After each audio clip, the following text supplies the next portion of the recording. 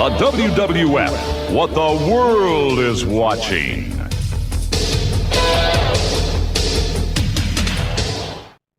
Turn it on and rip the knob off.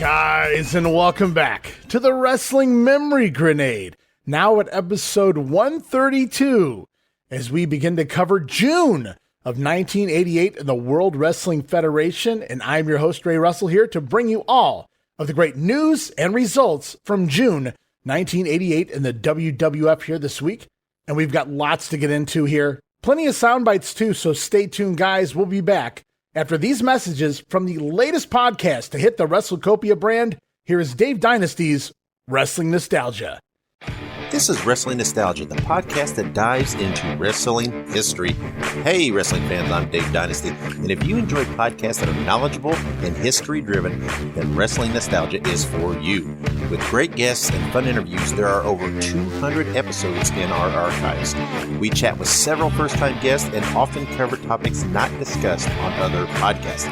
Look up Wrestling Nostalgia on your favorite podcast platform and visit all of our links at linktree/WrestlePod. That is linktr.ee/RASSLEPOD.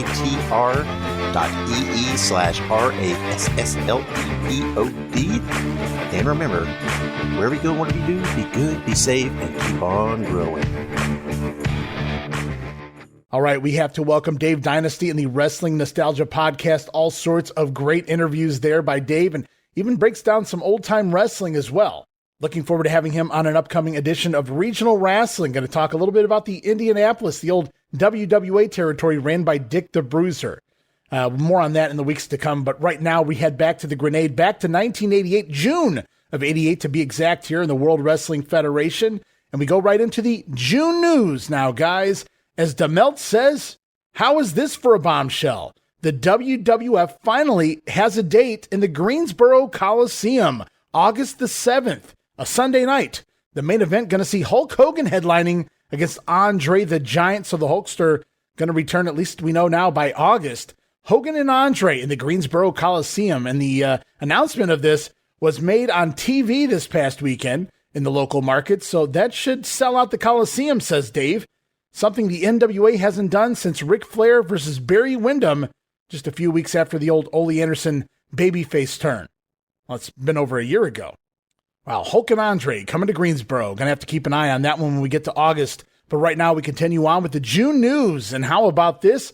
A brand new tag team. Well, more than one, but we'll start things off with the Powers of Pain. Going to be making their debut here in June of 88, talking about the Warlord and the Barbarian. And Meltzer claiming that early reports when they do begin working some of the TV tapings, the dark matches, the house shows even, is that the Powers of Pain are super over as baby faces. Meltzer claiming some casual fans were actually confusing the Powers of Pain with the Road Warriors. I could see that. Now, meanwhile, over on TBS, flip the station, guys, their manager, once upon a time in the NWA, Paul Jones, referring to himself, he was the Powers of Pain. He created the Powers of Pain.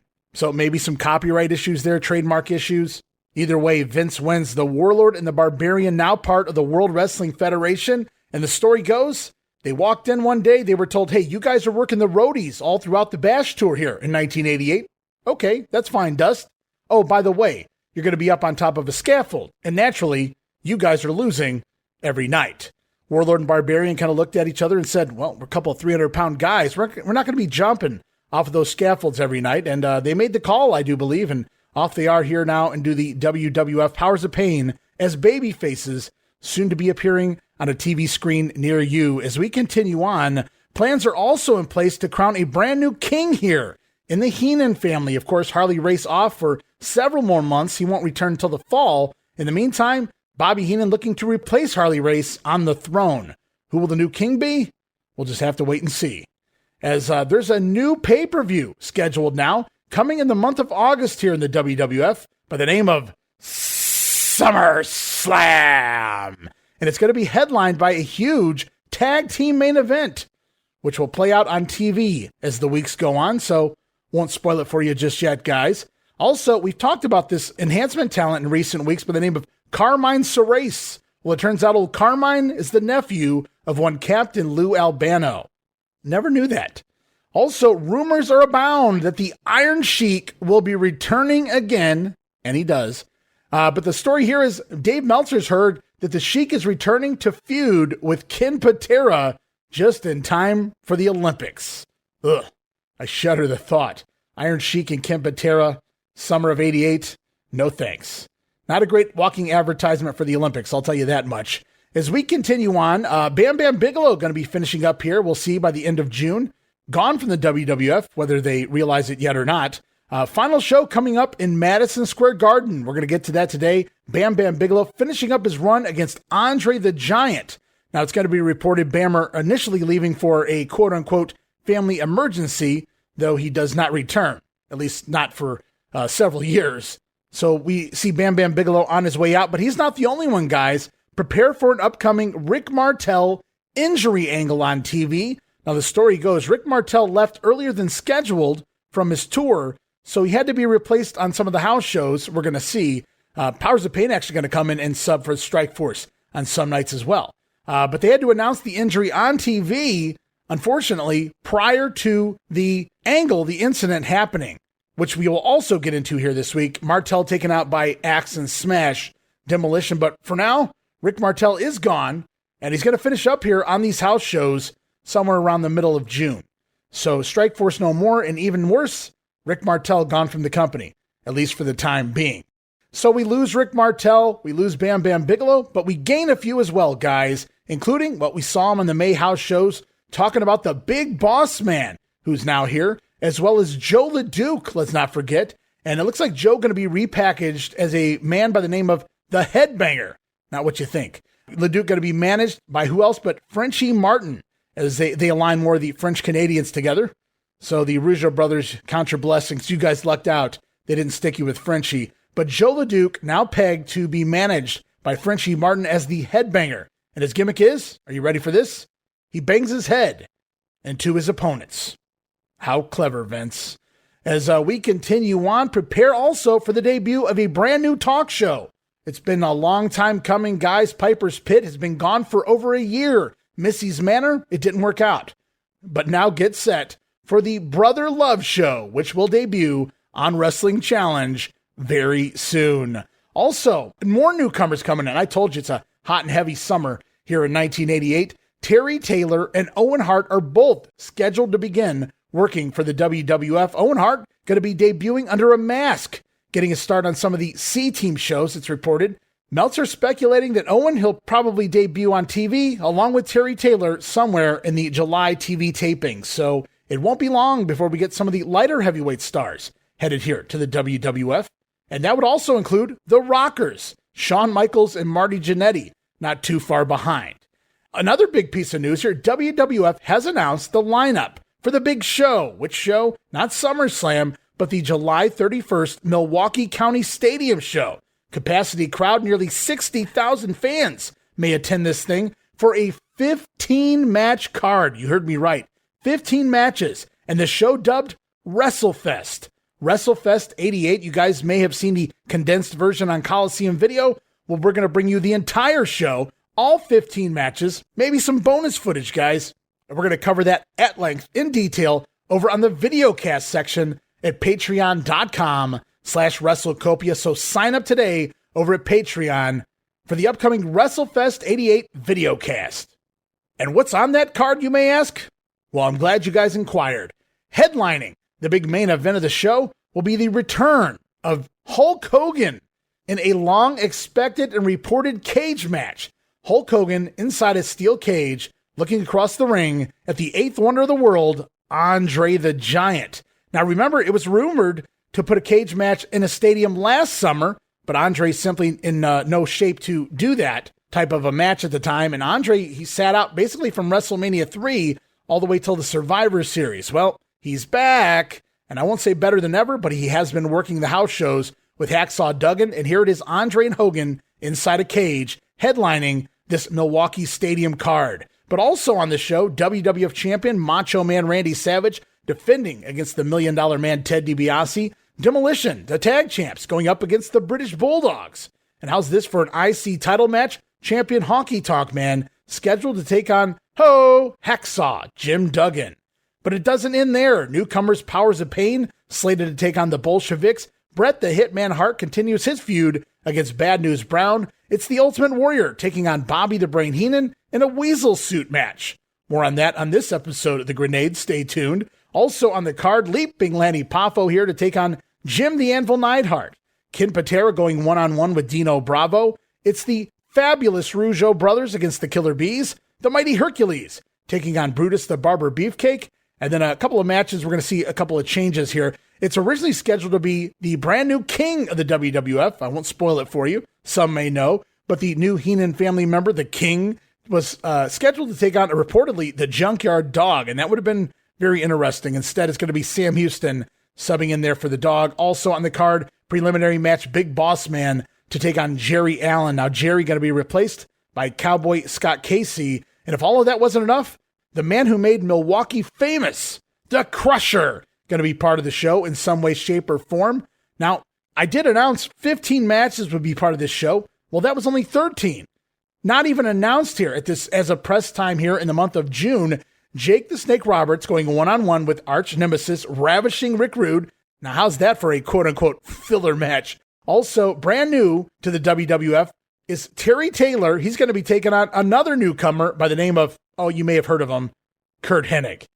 So what a stacked card, top to bottom. Lots of newcomers here on the card and so much more. Can't wait to get to that show very soon here, July 31st in Milwaukee Stadium. And it's going to be part of our Patreon, so you don't want to miss that. As we conclude this week's news in the month of June. Lastly, here directly from the Observer, I might add, Dave Meltzer states that Rowdy Roddy Piper will be filming a sequel to his mega hit, Hell Comes to Frogtown. Apparently the sequel going to be called Frog Wars. Sure.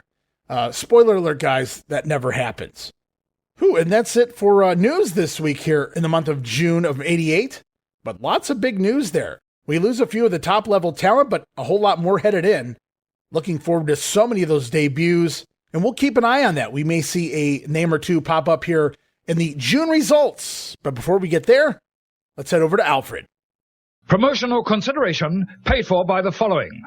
Hey guys, Ray Russell here, curator of the WrestleCopia Podcast Network, inviting you guys to listen to many of the programs here as part of the WrestleCopia brand, including, but not limited to, the Wrestling Memory Grenade, currently covering the 1988 and the WWF project. You can also listen to the Regional Wrestling Podcast, where we talk the territories, whether it's Jamie Ward with Georgia 81, Roman Gomez with the UWF in 1986, or Gene Jackson covering Memphis in 85. 3 projects going on right now over there at Regional Wrestling. You can also listen to the Wrestling Stoop with the legend himself, Bob Roop. Bob goes back in time each and every week, covering not just his career, but countless stories and interactions with hundreds of wrestling names spanning his 2 decades in the business. But that's not all. You can also check out the Puro Wrestling Academy with the professor of Puro Resu, Mr. Dan Ginnity. Dan and I go back in time and cover the history of Japanese professional wrestling in the English language. And you can listen to all of those shows and more, all part of the WrestleCopia Podcast Network, located over at WrestleCopia.com. That's WrestleCopia.com, and anywhere your podcast streaming needs are met, from Apple to Spotify, Pocket Cast, and beyond.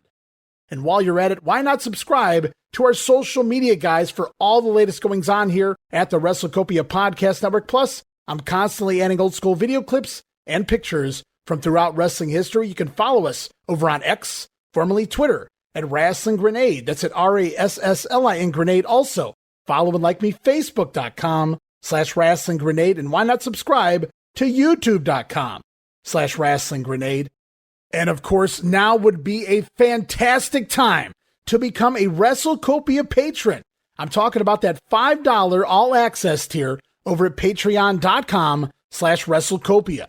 That address again, patreon.com/WrestleCopia, where you get so many gifts for just $5, including all of my insanely detailed show notes for every episode of The Grenade Show, Regional Wrestling, and the Monday Warfare podcast. You'll also get early access to a lot of the podcasts here on the WrestleCopia brand, where you can listen days and sometimes as much as a week earlier than the rest of the listeners.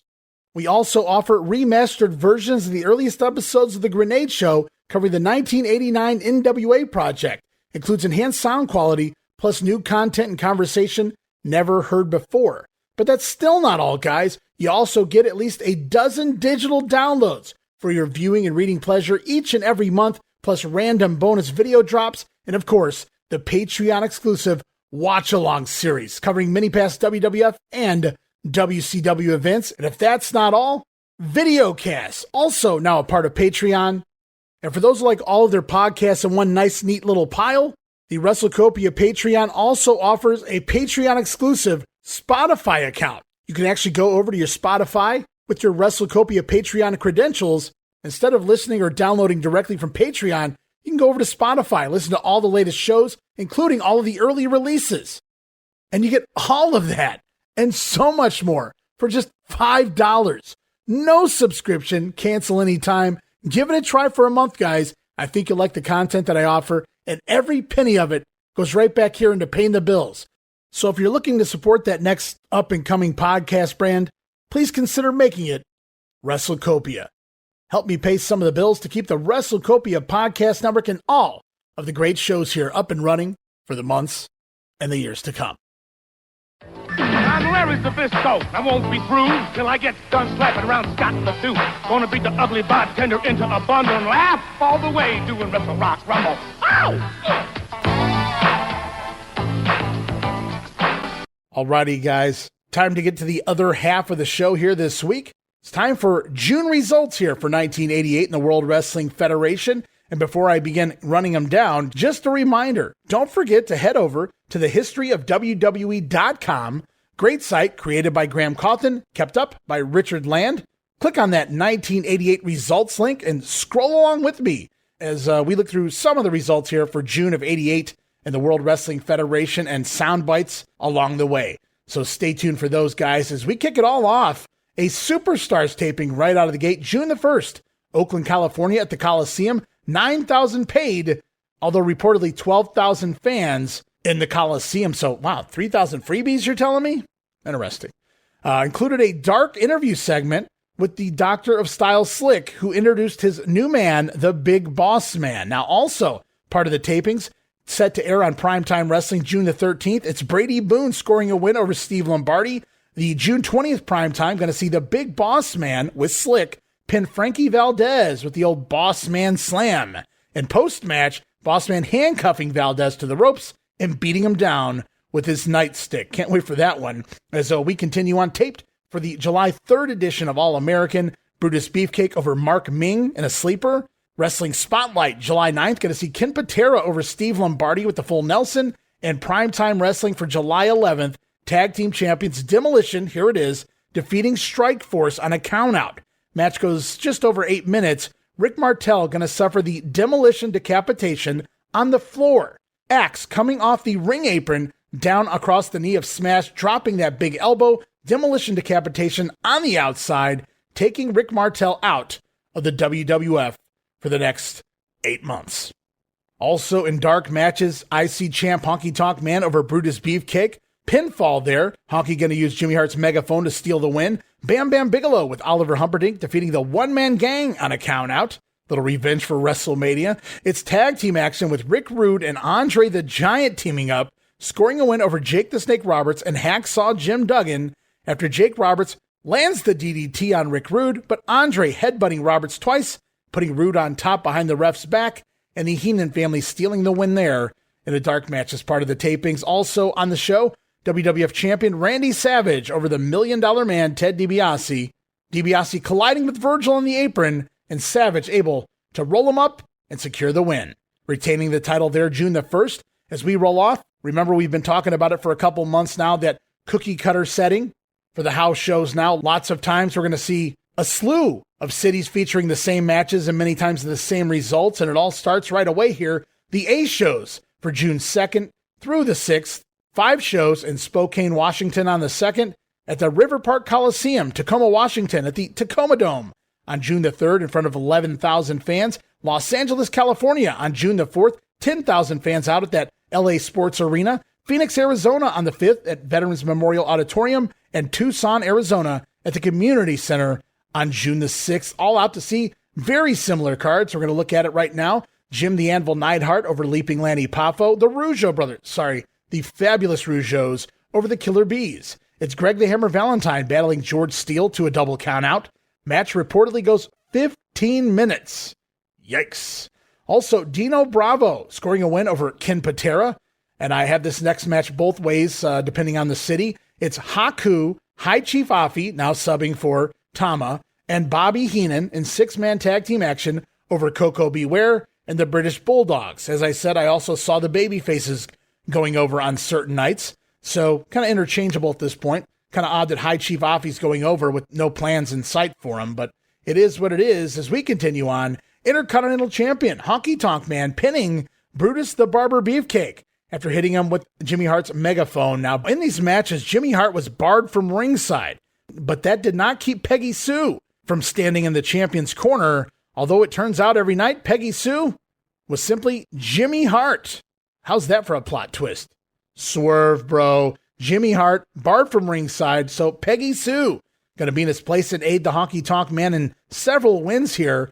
Of course, post-match Beefcake ripping the wig and the bra, stuffed bra I might add, off of Jimmy Hart. Now that was the finish every night except for in Tacoma, where Beefcake actually defeats Honky Tonk on a disqualification.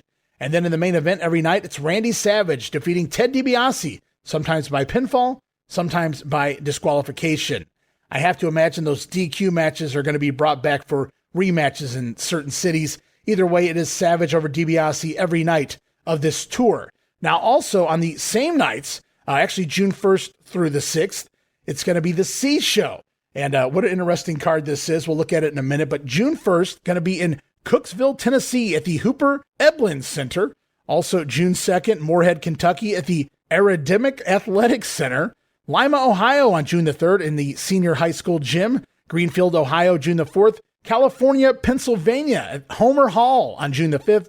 And finally, June 6th in Martinsburg, West Virginia at the High School Field House. The card looking like this. It's Big Boss Man over Jose Estrada. Jos LeDuc defeating Scott Casey. Ladies Champion, Sensational Sherry over Desiree Peterson. Also on the card, Young Stallions versus Bolsheviks. Sam Houston versus Danny Davis. And the Outlaw Ron Bass versus the Junkyard Dog. And I've seen, in most cases, it was pretty heavy baby faces going over in those 3 matches, but some nights the heels going over as well.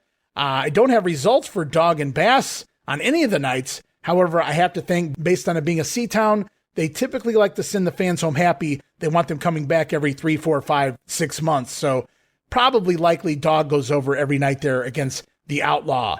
As we continue on, June 2nd and 3rd in Sacramento at the Arco Arena and Richfield, Ohio at the Richfield Coliseum on June the 3rd. It's Jerry Allen versus Conquistador. Don Muraco over Iron Mike Sharp. Bret Hart battling Bad News Brown. Bam Bam Bigelow one-on-one with the one-man gang. Jake the Snake Roberts taking on Ravishing Rick Rude. Tag team champions Demolition over Strikeforce.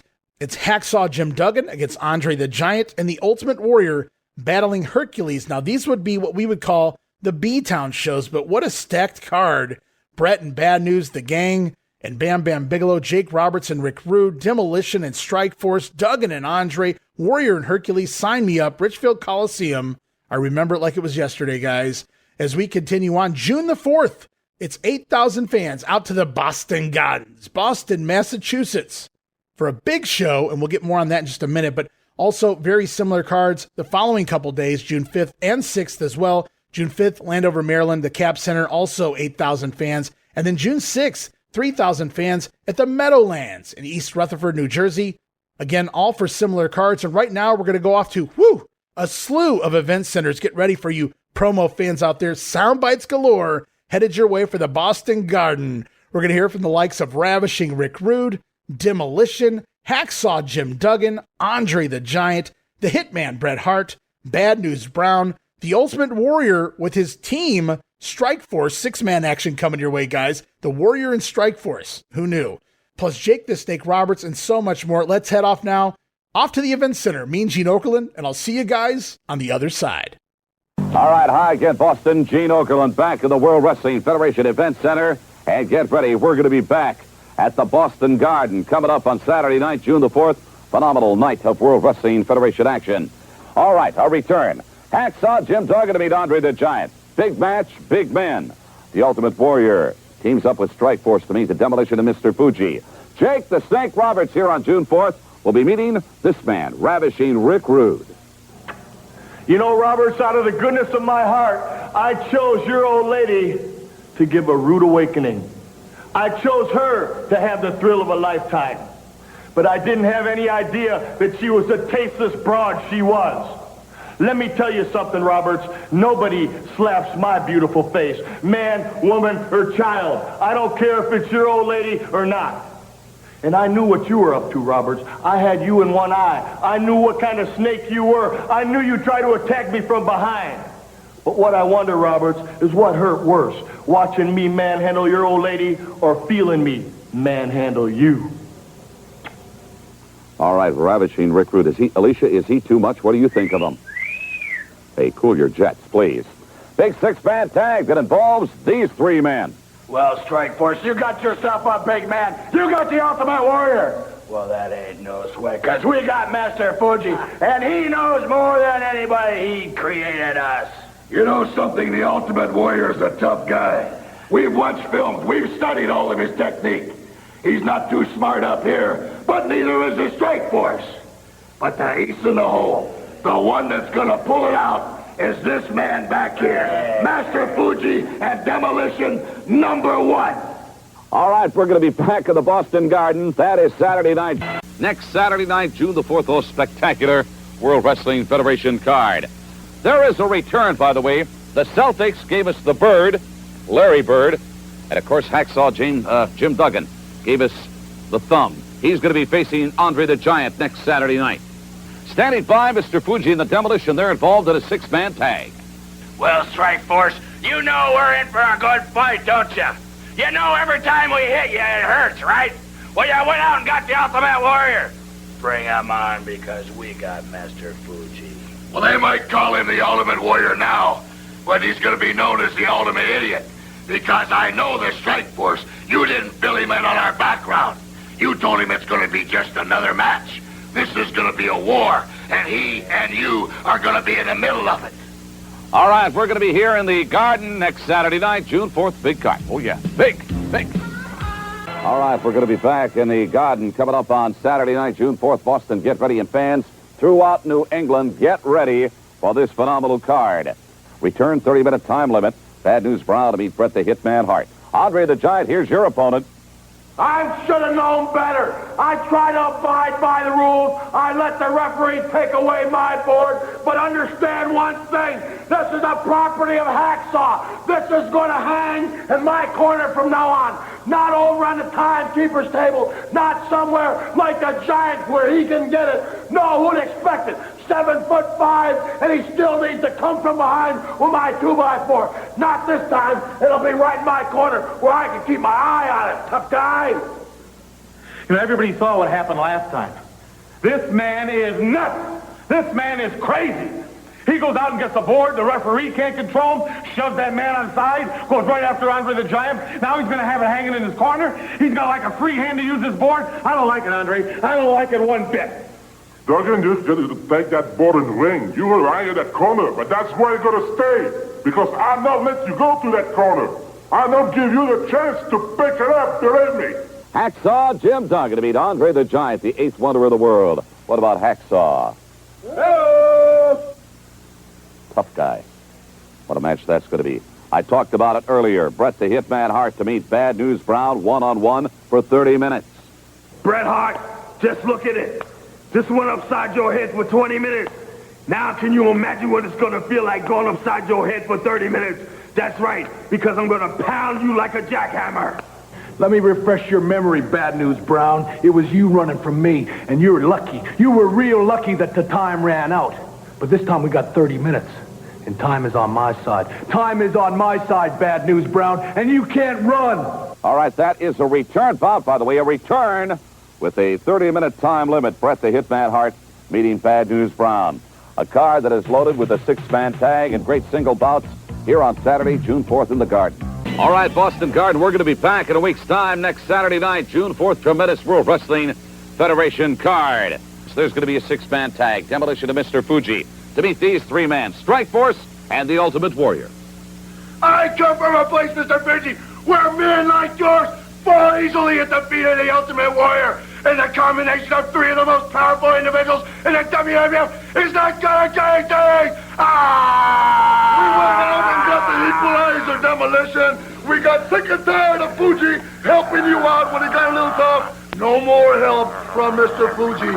Yes, Mr. Fuji, we know you're a master at interfering in a ring from outside the ring. But now we're going to find out what kind of master you are inside that ring when you have to face the music. Yes. You're not going to take the trouble. War!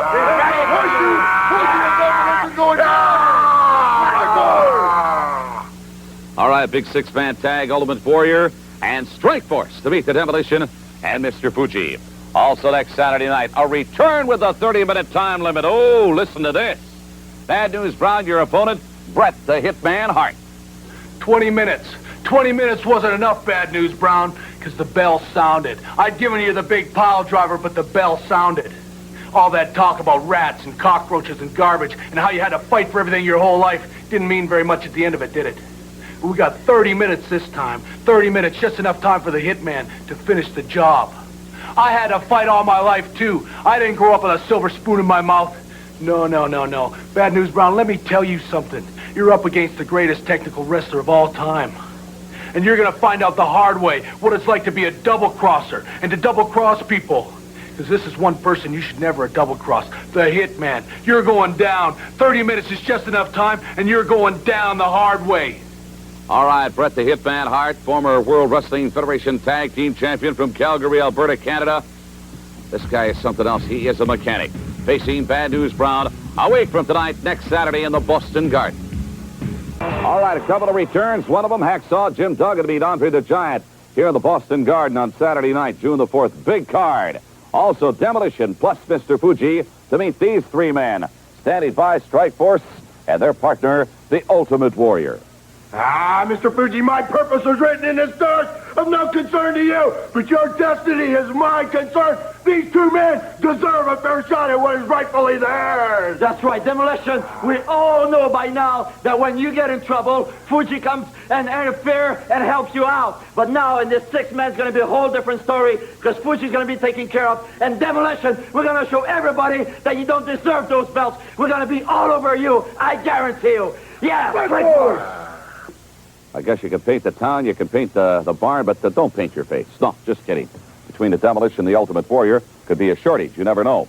Ravishing Rick Rude, you're going to be facing Jake the Snake Roberts. Oh, man. Tasteless broad, huh? You're going to give her a thrill of a lifetime? You chose her just because you felt sorry for her? And then you get upset and you snatch her by the wrist, man. A big, strong dude, man. You really showed her, didn't you? You really showed her just what kind of man you are. Well, you know, I handle my woman, but I don't have to grab a hold of her to handle her, no. I can do it. I know how to treat my woman. And I tell you, I don't know what you expect from me. Do you expect me to be able to walk into my home and say, baby, it's okay, I'm going to let the guy slide? Come on, that's a slap in my face, man. You give me a chance. That's all I'm asking for is a chance. And Rick Rude, I'll take what I want from you. All right, here in Boston, Jake the Snake Roberts to meet Ravishing Rick Rude. You know, the issues involving those 2 men. And, of course, there is little or no love lost for either in that particular situation. A return, Duggan and Andre, and a ton of other great bouts in the Garden here on Saturday, June 4th. Do not miss it. All right, now this is interesting, so stick with me, guys. I'm going to give you Boston Garden results, but remember, similar cards the following 2 nights as well at the Cap Center and the Meadowlands. We may see a couple of changes, and I'll mention those along the way. But happening every night, Conquistador, this is, I believe, Jose Luis Rivera version of the Conquistadors, over Jerry Allen. Also, Rock Don Muraco defeating the 1-man Gang on a countout. Gang running into the ring post as the 2 men brawling on the outside. Can't beat the count back in. and The Rock going to go over. Now, we've also got some big matches coming up here at the Boston Garden, including Bad News Brown taking on the Hitman Bret Hart, Ravishing Rick Rude going to go one-on-one with Jake the Snake Roberts, and Demolition teaming with manager Mr. Fuji, six-man action against the Ultimate Warrior and Strikeforce. And right now we're going to go off to some live interviews conducted by Rodger Kent. Off to the Boston Garden, the day of the show, we're going to hear right now from Bad News Brown, Ravishing Rick Rude, and the tag team champions, Demolition. WrestleMania 4, let's go back to it. Bad News Brown standing with me here. He had the trophy, but Bret Hart did him in and destroyed that trophy. You got some plans for him. Let me tell you, Beer Belly Sharecroppers, one thing. The last time I was in Boston, I made a prediction. I said that the Celtics would not make it to the NBA playoffs. I said that the Bruins would not win the Stanley Cup, and it all came true. What does this Bret Hart have for brains? How many people can win a battle royal? Only one. How did he think that I was going to be in partners with him? There's only one winner, and I'm from the streets of Harlem, and there's only one winner when you walk the streets from Harlem. Let me make another prediction. Tonight, Bret Hart is going to go down like the clown that he is, because there's no way that somebody wearing spruce pink is going to meet me, Bad News Brown, the man who wears true color of power, black. You're going to see that action right here. Don't you dare go away. Action coming your way. This guy will be in that squared circle. Ravishing Rick Rude, and you've got to maybe pay for the actions that you've been giving toward Jake the Snake's wife, Cheryl. Jake the Snake is the one who's going to pay, little man. And the fact of the matter is, if you're a Boston Celtic fan and a Jake Roberts fan, you're going to reach some high anxiety levels tonight. Hey, emotional anxiety levels, that you ever worry about the opponent that you've got in that ring before you get in the ring and before the bell? Do I look like I'm worried, little man? Ravishing Rick Rude is the sexiest man alive. He doesn't have a care in the world. Now, I know Jake Roberts is a devastating opponent. I know he's got the DDT, but he's got to be there 100% mentally to use it. And Jake Roberts snapped a long time ago when he knew his woman wanted me. That action's coming up right here. You don't want to go away. Stay right here. Don't touch that dial, as they used to say. And we've got action right about here. Wrestling fans, Rodger Kent here in the bowels of Boston Gardens, where the action's coming up in just a little bit. Going against the Ultimate Warrior and Strikeforce, this team, Axe and Smash, managed by Mr. Fuji. You've got your work cut out for him, and what are you going to do to him? Work never cut out. We want a big one like you, Ultimate Warrior, and Strikeforce tonight, you will suffer. Like Mr. Fuji says, you will suffer. All you Boston fans were part of the Bruins. They got beat. You're part of the Celtics. They got beat. Well, be proud of the Ultimate Warrior and the Strikeforce, because they're going to get beat just as bad. Oh, yeah, they're local boys, all right. But Strikeforce, you can't hide all night. You can't hide behind all the muscles of Ultimate Warrior. And Ultimate Warrior, I don't think they told you the real Hey, the action's coming up right here. Don't go away. You don't want to miss it. Oh, we'll be here. All right, let's see if some promo time gives these guys a better rub here to get the job done as we go back to the ring. It is Bad News Brown pinning the Hitman Bret Hart. The Hitman with a reverse rolling cradle, but Bad News going to reverse that one and hooking the tights to steal the win. Now over in the Cap Center in the Meadowlands, the match is a double disqualification. So only here in the Boston Garden does Bad News score the pinfall right there on the local TV, New England Sports Network. I should have mentioned the announcers for this one, Rodger Kent, still here, and superstar Billy Graham on commentary at the Boston Garden. Also here in Boston, Jake Roberts battling Rick Rude to a double countout. Andre the Giant pinning Hacksaw Jim Duggan. Duggan running into a big boot in the face, and the Giant even using the ropes for leverage here to beat old Hacksaw. Now the match, it goes about 9.5 minutes, and you say, well, that sounds kind of impressive, Ray. Well, not really when you guys consider the first 5 minutes is all stalling from the Eighth Wonder. As we continue on now, over in the Meadowlands, kind of an interesting situation, guys. We have a little flip. Obviously in Boston, I told you it was Jake and Rude one-on-one, Andre and Duggan one-on-one. Well, over in the Meadowlands, tag team action, going to see Rick Rude and Andre team up to take on Jake Roberts and Jim Duggan. So two become one here, quoting the Spice Girls, I guess. And we head off now to a Meadowlands promo. We're going to hear from some of the combatants in the upcoming, we'll call it a double main event. We're going to hear from Demolition, Strikeforce, and the Ultimate Warrior. We're also going to hear from the team of Andre the Giant and Ravishing Rick. All right, return of the World Wrestling Federation. If we could have done this. I'm going to tell you what the next excuse is going to be, and pay attention, Ultimate Warrior, because after this match is done, Strikeforce is going to look around and they're going to say, hey, Ultimate Warrior, you caused us to lose this match. Ah, Mr. Fuji, talk of demons doesn't scare me, and fear isn't in my blood. I'm going to be there to make sure things go our way. That's right, baby. You know what you failed to mention, Fuji, and Demolition, is the fact that you are being forced in this match, Fuji. You cost us the belt the last time, and I guarantee you, this time no interference, because this man will take care of you, and we will take action. Next time, it will be the belt, Demolition, around the Strikeforce, baby. Strikeforce! All right, that is one tag team bout. Yes, the Demolition, Mr. Fuji, beating Strikeforce and the Ultimate Warrior in a six-man tag. But in the Meadowlands on June 6th, there's more. Hacksaw Jim Duggan, Jake the Snake to beat Andre the Giant and Rick Rude.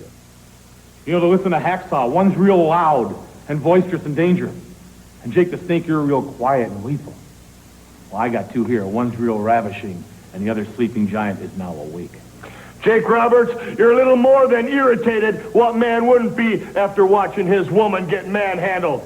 Well, the Giant's irritated too. Attack with a 2x4. But Roberts, you can't do anything about it. This man does what he wants. Cross-eyed Duggan, you asked for trouble. You gotta get it, Duggan. By the way, on Monday night, June the 6th, there's going to be more of the Meadowlands. Bam Bam Bigelow to beat One-Man Gang in a return. Brett the Hitman Hart, Bad News Brown, 30-minute return. Muraco and Hercules, and a ton of other superstars at the Fern Arena of the Meadowlands. So lots of tag team action here in the Meadowlands. Big double main event. Talk about a loaded card. I'm loving these B shows in the month of June. It's Rick Rude and Andre the Giant teaming up to defeat Hacksaw Duggan and Jake the Snake Roberts. Rude laid on top of Jake after interference from Andre. And then in the main event, all three nights, Boston, the Cap Center, and the Meadowlands, it was the Ultimate Warrior teaming with Strikeforce, downing the team of Demolition and Mr. Fuji. And now, guys, we're going to shut down the WWF house shows for just a moment. I'm going to take you guys all the way over to the country of Japan.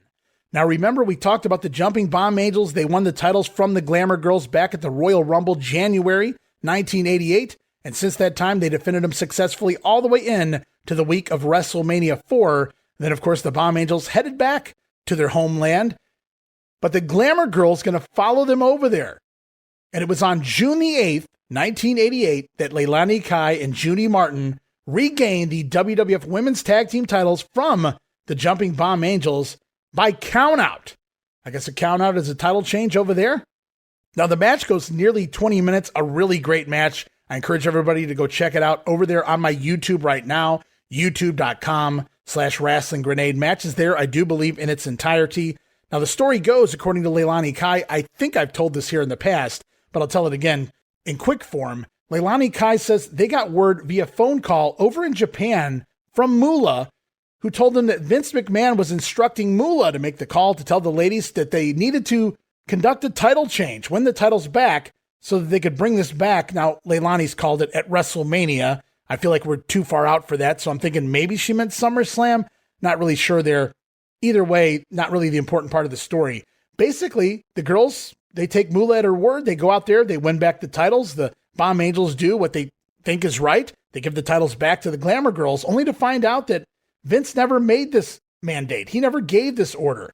And supposedly when Vince found out, he was pissed off and put the kibosh on the tag team titles, the ladies' titles, all together. Now, I don't know if there's more to this story or if maybe Leilani was misinformed or what the situation is, but basically, I guess the Glamour Girls felt that Moolah was trying to get revenge on them because up until a certain time period, Moolah was getting a piece of everybody's pie, if you will. Moolah had this contract in place where the promoters would give her a piece of the ladies' money because she trained them, and thus she, quote-unquote, owned them. And once everybody was able to break away from Moolah in recent months, the last year or so, it very much upset her. She was losing money left and right. The women were no longer under her control, and thus, supposedly, Moolah did this. Since she was getting paid, nobody was going to get paid. That's just one of the stories that are out there, guys. Do your digging on your own and see what you come up with, and let me know if you hear something different. Right now, though, we're going to go back to the States, back to the World Wrestling Federation. June the 10th, 1,100 fans in Manchester, New Hampshire at the JFK Coliseum. Big Boss Man over Lanny Poffo, Jos LeDuc defeating Sam Houston. Danny Davis over the Birdman Coco Beware. The one-man gang pinning Bam Bam Bigelow. Yikes. George Steele battling Greg Valentine to a double countout, and it's JYD pinning the Outlaw Ron Bass. Wow, Gang and Bam Bam not even considered the main event here on the C shows at this point. It's Dog and Bass headlining, and hey, how about that? The Gang pinning Bam Bam on the card, so makes you wonder. As we continue on to Pittsburgh, Pennsylvania, and the Civic Center June the 10th, 4,734 fans to see Steve Lombardi pin Bill Dixon. Bret Hart battling Bad News Brown to a time limit draw. Match goes reportedly 16 minutes. Go figure. Bolsheviks over the Killer Bees. Ultimate Warrior defeating Hercules. Strikeforce over tag team champions Demolition on a disqualification. It's Intercontinental Champion Honky Tonk Man defeating Brutus Beefcake. Jimmy Hart once again barred from ringside, so it's Peggy Sue, Jimmy Hart in disguise, handing Honky Tonk a weapon, and the IC champion using it on Beefer to steal yet another win. Then in the main event of Pittsburgh, WWF champion Randy Savage pinning Ted DiBiase. Go back up there, though, and I got to point out that Strikeforce still here working a few of the house shows anyway after the injury incident, but I don't know how much longer Rick Martel will be sticking around, so stay tuned for that, guys, as we move off to Worcester, Mass. in the Centrum. Not a whole lot to this card. Now, you might want to call this a C show because it has Dog versus Ron Bass on the undercard, but they're bringing some big talent here. 8-man tag team match. I don't have results, but I had to mention this unique matchup here on June the 11th in Worcester, Mass. It's Hacksaw Jim Duggan teaming with Jake the Snake Roberts and the British Bulldogs. What a Survivor Series team that would have made, taking on the likes of Andre the Giant, Rick Rude, Haku, and I'm assuming High Chief Afi, though I can't confirm. But wow, what an interesting 8-man tag there at the Centrum that would have made. Also, off to Hershey, Pennsylvania in the Hershey Park Arena, June the 11th, to see the fabulous Rougeau brothers over the Young Stallions. Brady Boone defeating Steve Lombardi. More of the same here with Dino Bravo scoring a win over Ken Patera. The Hitman battling Bad News to a no decision. 6-man tag team action. Warrior and Strikeforce over tag champs Demolition and Mr. Fuji. IC champion Honky Tonk Man taking on Brutus Beefcake. I don't have results, but I can confirm that both Jimmy Hart and Peggy Sue were barred from ringside for this one. So very curious how they finally played this one out with no manager lurking around. And in the main event, Randy Savage retaining his title over the $1 Million Man, Ted DiBiase, as we're off to Springfield, Massachusetts in the Civic Center. June the 12th, 2,500 fans going to see SD Jones over the other conquistador, Jose Estrada. Barry Horowitz downing Jerry Allen. George Steele over Greg Valentine on a countout. It's the one-man gang defeating George the Animal Steele. So Steele playing double duty here, getting a win over Valentine on a countout and staying ringside to take on the one-man gang. Steele reportedly here subbing for Bam Bam Bigelow. Don't worry, guys. Bigelow not gone yet, but looks like maybe he's starting to pick and choose his nights to appear. So it's Gang over George Steele on a disqualification. That match reportedly going 2 minutes. The match with Valentine, 4 minutes. George Steele double duty and still doesn't manage to work more than 6 minutes of wrestling. Amazing. Also on the card, British Bulldogs defeating Haku and High Chief Afi. Danny Davis over Sam Houston. And Jake Roberts teaming with Jim Duggan, this time scoring a win over Andre the Giant and Ravishing Rick Rude. Jake gonna pin Ravishing Rick, this time Duggan blasting Rude with the 2x4, allowing the Snake Man to get the win. Little tit for tat there, guys. As we continue on to Chicago, Illinois, the Rosemont Horizon. Also, June the 12th, it's the Rougeaus. Fabulous Rougeaus over Young Stallions. Brady Boone defeating Steve Lombardi. Bad News Brown and Bret Hart going to a time limit draw. Honky Tonk Man with quote-unquote Peggy Sue. You may know by now, Jimmy Hart in disguise. Honky Tonk again stealing another win thanks to the help of one Peggy Sue over the Barber Brutus Beefcake. Also tag champs Demolition defeating Strikeforce. And I can't confirm this because I don't have full results moving forward. But this show here in Chicago on June the 12th appears to be Rick Martel's final night with the company until right around the Royal Rumble of next year. So that marks the end of Strikeforce, guys, right here in Chicago. Demolition going over one last time over Tito Santana and Rick Martel. Also on the card, the Ultimate Warrior downing the Mighty Hercules, and Randy Savage scoring a pin over the $1 Million Man. As we roll on to June the 16th, the WWF making their debut in Lakeland, Florida at the Civic Center Arena. Interesting. It's Boris Zukov over Paul Roma, Nikolai Volkov pinning Jimmy Powers. Ugh, we had to watch both of those matches, and you couldn't even put a babyface over? My God. Also on the card, JYD over Outlaw Ron Bass, Andre the Giant pinning Hacksaw Jim Duggan, Bam Bam Bigelow already back, defeating the one-man gang on a countout. It's the Ultimate Warrior over the Mighty Hercules, Dino Bravo downing Ken Patera, and in the main event, finally, Brutus Beefcake scoring a win over IC champion Honky Tonk Man, but only by disqualification when Jimmy Hart, dressed as Peggy Sue, interfered. Now, we know Hart was barred from ringside, but the interference draws a DQ anyway, and once again, like every other night, Beefcake unclothing Peggy Sue to be manager Jimmy Hart. And now we've got some similar cards here, June 16th through the 18th. Dayton, Ohio, Hare Arena on the 16th, Indianapolis, Indiana, Market Square Arena on the 17th, and South Bend, Indiana at the Joyce Athletic and Convocation Center, June the 18th. Out to see the Fabulous Rougeaus over the Killer Bees, Ladies Champion, Sensational Sherry pin Rockin' Robin. It's Bad News Brown over Bret Hart every night by pinfall. Also, Rick Martel now gone from the company, so it's Tito Santana teaming with The Rock, Don Muraco, over Demolition on a disqualification after interference from manager Mr. Fuji. It's Dangerous Danny Davis pinning Leaping Lanny Poffo, WWF champion Randy Savage scoring a win over the $1 Million Man, and a matchup added only in Indianapolis. Andre the Giant comes to town to defeat Hacksaw Jim Duggan on a countout after blasting Duggan with a 2x4 on the outside. Hacksaw unable to get back in the ring, and another match added to South Bend. Jake Roberts and Rick Rude coming to town and battling to a double disqualification. Also in South Bend, the Powers of Pain apparently making their WWF debut here June the 18th in South Bend, Indiana. Warlord and Barbarian replacing Strikeforce here, scoring a win over the tag champion Demolition on a countout. What a way to make a debut, guys. Also, June the 16th and 18th, similar cards, Seatown type shows in Decatur, Illinois at the Civic Center, and Columbus, Missouri at the Hearn Center. It's Brady Boone over Steve Lombardi, the Big Boss Man, defeating Jerry Allen, Joe LeDuc over Scott Casey, Rock Don Muraco taking on Jim Neidhart, George Steele versus Greg Valentine, and the British Bulldogs battling Haku and High Chief Afi inside a steel cage. Wow. Steel cage matches between the Bulldogs and the New Islanders. Sounds fun to me.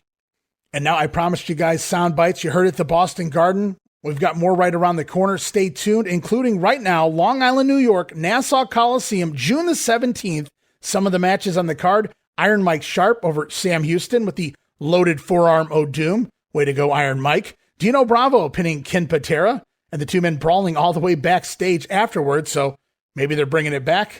Also, Bolsheviks defeating the Young Stallions, Outlaw Ron Bass over the Junkyard Dog, the one-man gang battling the Ultimate Warrior to a double disqualification, Bam Bam Bigelow pinning the Mighty Hercules, Jake the Snake Roberts battling Ravishing Rick Rude to a double countout, and one final matchup here, going to see the Intercontinental Champion Honky Tonk Man take on the challenger, Brutus the Barber Beefcake. Jimmy Hart, of course, banned from ringside. And right now we're going to go off to a promo from the greatest Intercontinental Champion of all time. Here he is, the Honky Tonk Man. In Long Island on Friday night, June the 17th. In a Intercontinental title defense, the Honky Tonk Man to meet Brutus the Barber Beefcake, Jimmy Hart, and Peggy Sue, both barred from the building. Right now, let's go long distance to Memphis, Tennessee. Standing by, Intercontinental Champion, the Honky Tonk Man. You know, first of all, Jimmy Hart barred from the building. Now it's Peggy Sue barred from the building. Why don't they just tie your hands up? I don't know, Jimmy. Why don't you just put my hands behind my back, tie me, lay me down on a mat, cover me 1, 2, 3, Brutus. Why don't you just do that, Jack Tunney? Why don't you just give him the belt?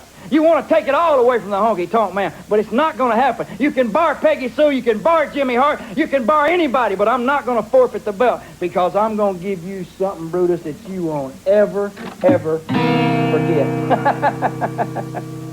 All right, well, Honky Tonk preaching his gospel. Let's see if it pays off here. In the matchup, it is reportedly the IC champ Honky Tonk Man pinning Brutus the Barber Beefcake. Now, Jimmy Hart banned from ringside, but you have to believe Peggy Sue got involved there for the Honky Tonk Man to retain.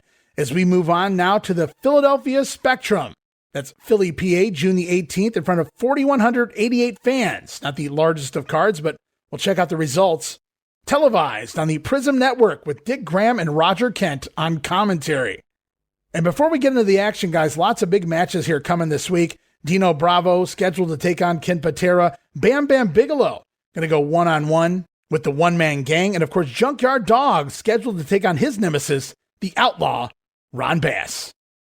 Talk 2 with the pride of Canada, Dino Bravo, who's going to face the pride of Seattle, Washington, the weightlifter, the strongman, Ken Patera. What's going to happen? You know, you never said it so well. You know, it's a perfect example of the United States of America. Ken Patera, he likes to participate, but he doesn't believe in winning medals. Well, I'm going to tell you something, Ken Patera. You're dumb. You're something soft up there, because I've beaten you arm wrestling. I've beaten you in a tug of war. And tonight, right here in Philadelphia, I'm going to do what I do best, and that's wrestling. I'm going to take you down so hard, Patera, you wish you'd be back in Oregon somewhere. Do you have any particular strategy in mind? Strategy? Patera! I said it before, I'm going to say it again. You came here to represent your country. I don't care. All the United States is behind you tonight in the Spectrum. I don't care how much they chant behind you, USA, USA. It's not going to do the job. You're not going to do the job, because nothing's going to stop me. I don't care what you got planned for me tonight, because I know he's got revenge in his heart because of what I've done to him on national television. Humiliate him. I hung him with a rope after the tug of war, and now Patera comes here and seeking revenge. Well, Patera, you know what I think about your revenge? Big zero, because I'm going to beat you right in front of your fans tonight in the Spectrum. Is your career moving along as fast and as well as you've wanted? You just keep an eye on me, and you'll see how fast I'm doing things. Nobody's going to stop me, and my ambition is to get that championship belt. And believe me, I'm going to get there this year. Okay, that's Dino Bravo. We'll see what he's about to do with a real tough guy, Ken Patera. This is Cal Rudman, and we'll be right back. I've been here in the interview area. Two of the finest matches that I have seen in many, many years.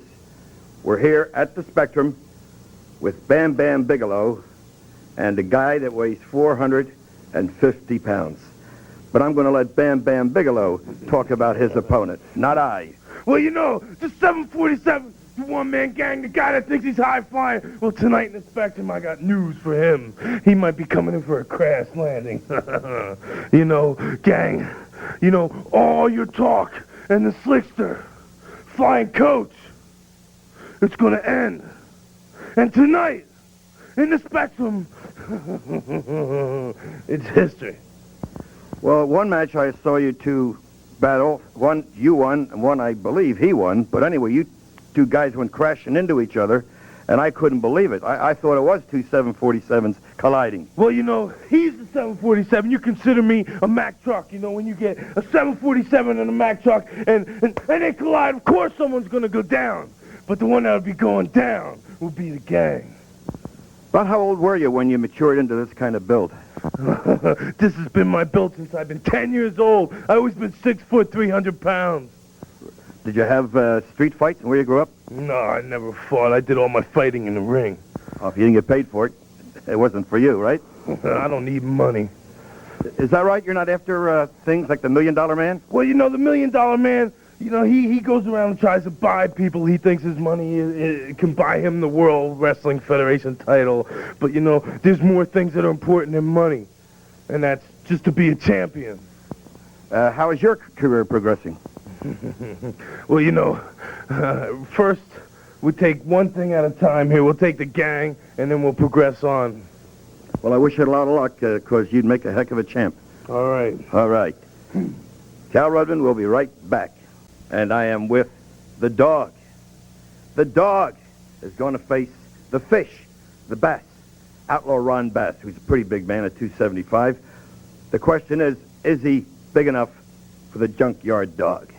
Any official with 275 pounds is big enough to dog One thing about it, if I could just hold him on my line. But right here in the center of a brotherly love, I got one fish with a big mouth. You know, the only thing I hate about that, I might have to kiss this man before I beat him. But I'm going to kiss him.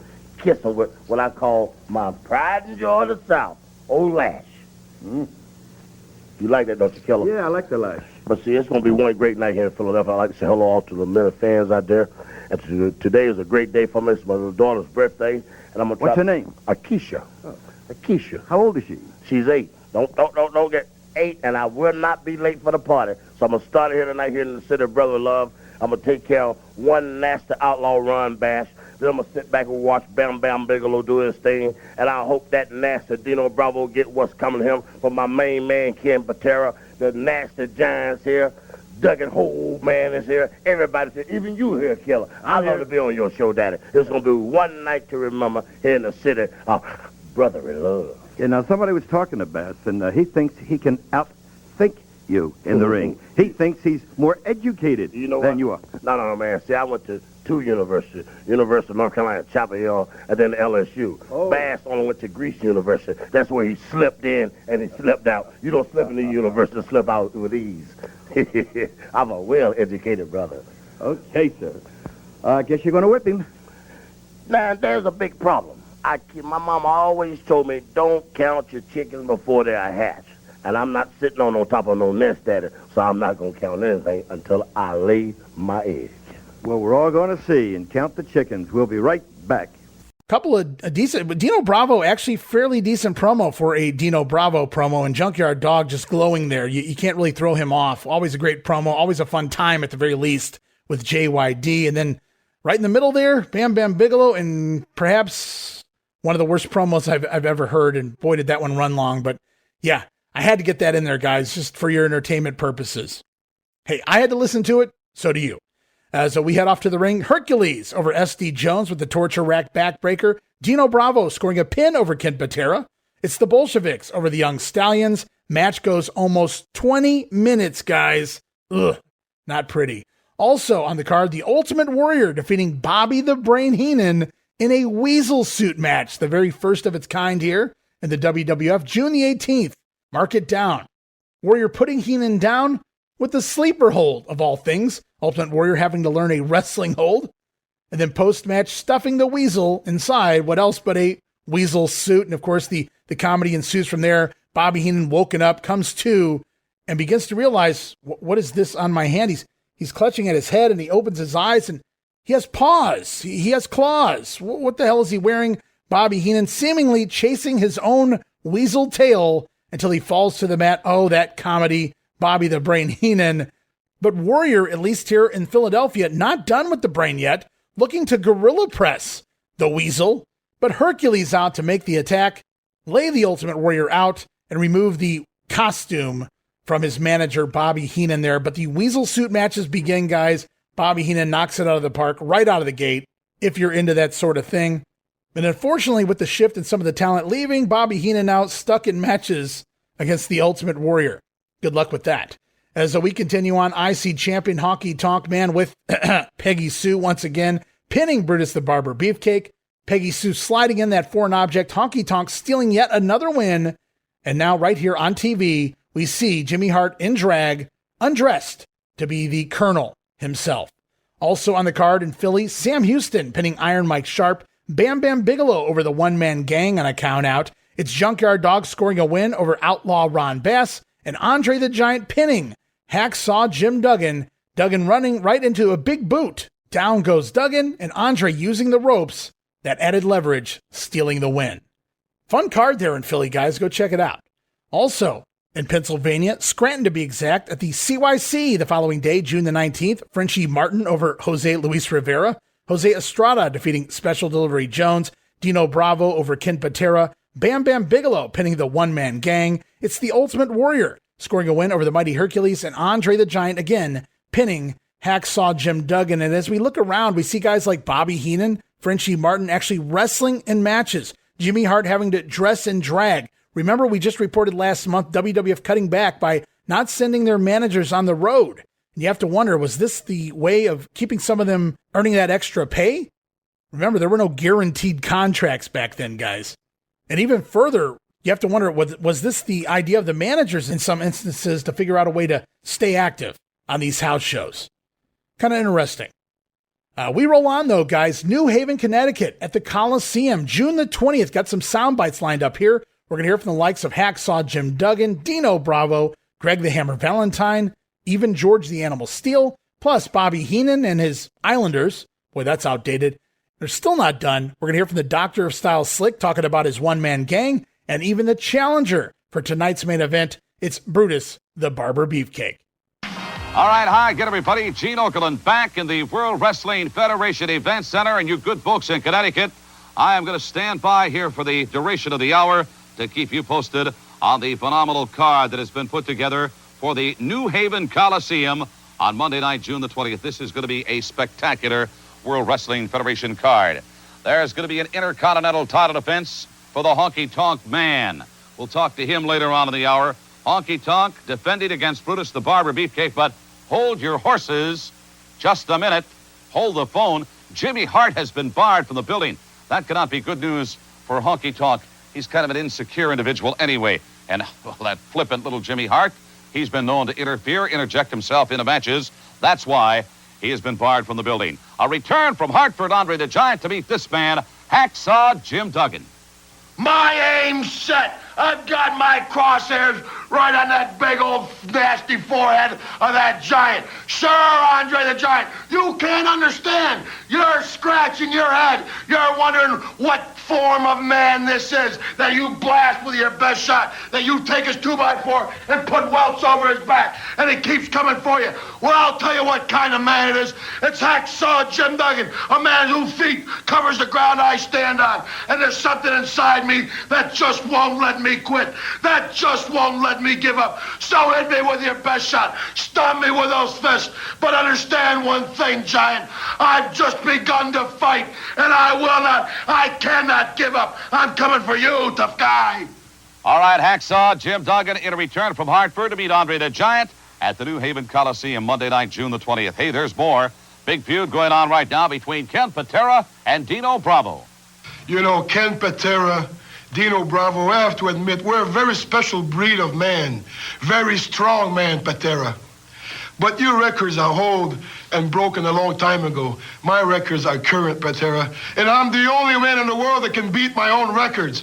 I've proven to you when I did a 712-pound bench press. I've proven to you in the tug of war, Patera.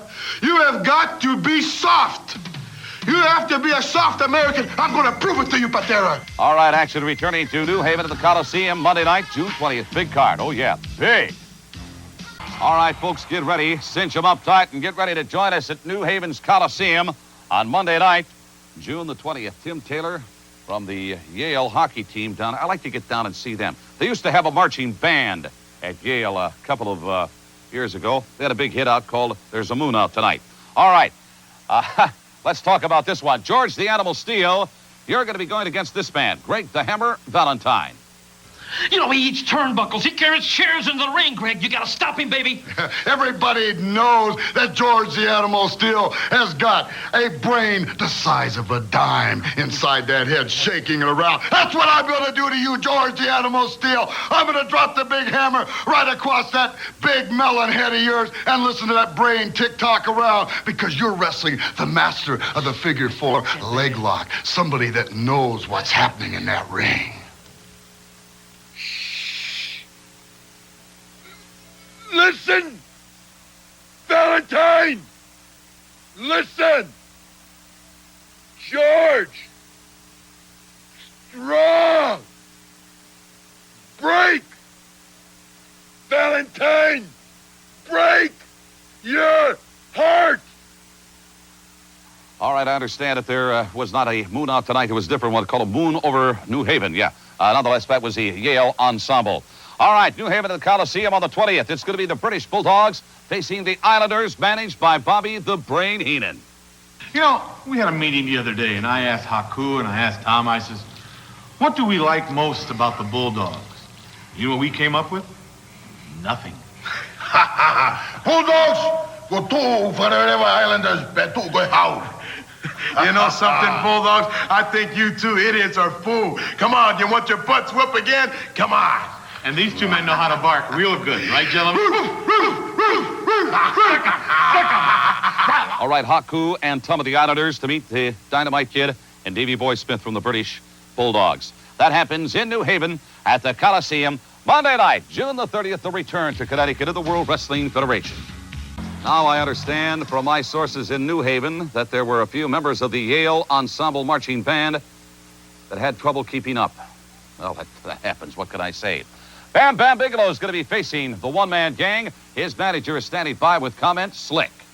You know, after the last time Bam Bam Bigelow and the big gang stepped in the ring together, I sit down in the corner and I tried to figure out what I could do to really fire the gang up for this return match. You know what I did? I picked up a WWF magazine and I was thumbing through, and what did I see? That ugly Oliver Humperdinck and that ugly Bam Bam Bigelow. They had a big write-up on them and nothing about the gang. I showed it to the gang, and that did it, baby. He's fired up, he's mean, he's bad. All right, the Doctor of Style, the dapper debonair, Doctor of Style, Slick. How do you like that? The guy pays at least $1,000 to $1,500 for a suit of clothes. Brutus, the barber beefcake, doesn't waste a whole lot of money on apparel. Yes, we all know what kind of man you are, Honky Tonk. You could slam a man from behind with a guitar. Try to end his career with one sour note. But you didn't get the job done. You're gonna have to do better to put Brutus Beefcake down and keep him down. The barber don't go down easy. Not for you or not for anybody. With Jimmy Hart barred from the arena. Ha ha. Yes, Jimmy Hart barred. What you gonna do now? No distractions. Nobody to run in, jump anywhere, hit somebody. Just you and me. And you got a pack of trouble, pal. Because these babies are gonna be there too. How's that, man? Chop, chop. All right, that's the beef for the man that is going to be challenging the Honky Tonk Man for the Intercontinental title. And keep in mind, Jimmy Hart has been barred from the building. He has been 86th from the New Haven Coliseum, blacklisted, blackballed. He is persona non grata anywhere in a great state of Connecticut. Step 1 foot in the New Haven Coliseum, and there will be officials there to take you away, Jimmy Hart. Not that you haven't been taken away before. New Haven, the Coliseum, Monday night, June the 20th. Be there. All right, everybody seems primed and ready, but let's see what happens in the results, shall we, here for New Haven Coliseum, June the 20th. Big Boss Man over Special Delivery Jones. The Headbanger, Jos LeDuc, defeating Scott Casey. Lanny Poffo over Barry Horowitz. It's Greg Valentine over George the Animal Steel on a DQ. Dino Bravo pinning Ken Patera. Bam Bam Bigelow pinning the One-Man Gang. The British Bulldogs over the team of Haku and High Chief Afi. And, of course, IC champion Honky Tonk doing it once again, pinning the Barber. And looks like we have another matchup as well. Jim Duggan battling Andre the Giant to a double count out here in New Haven. Interesting mixture of the B and C show talent for this card. As we continue on, similar cards, June the 19th and the 20th in Rockford, Illinois at the Metro Center, in Syracuse, New York at the War Memorial. 3,000 fans there in Syracuse. Going to see Danny Davis over Lanny Poffo, Ladies Champion Sherry over Rockin' Robin, Fabulous Rougeaus downing the Killer Bees, WWF Champion Randy Savage pinning the $1 Million Man, Powers of Pain again subbing for Strikeforce, scoring a count-out win over Tag Team Champions Demolition. Then from there, Bad News Brown pinning the Hitman Bret Hart, and Jake Roberts battling Rick Rude to a double disqualification. What a nice lineup here in Syracuse. But as we roll on, it's time for another TV taping here, guys. A Superstars taping, June the 21st in Glens Falls, New York. That's Hacksaw Country, guys. 6,000 fans here at the Civic Center. Going to witness a dark matchup. Once again, Powers of Pain, this time with Tito Santana in their corner. The promised match being Strikeforce. It's Tito, quote-unquote, managing for the Powers of Pain here, taking on the Tag Team Champions Demolition. And it is the Warlord and Barbarian going over on a count-out. The champions simply walking out of the matchup. They don't know what they got into here. And this match actually exists.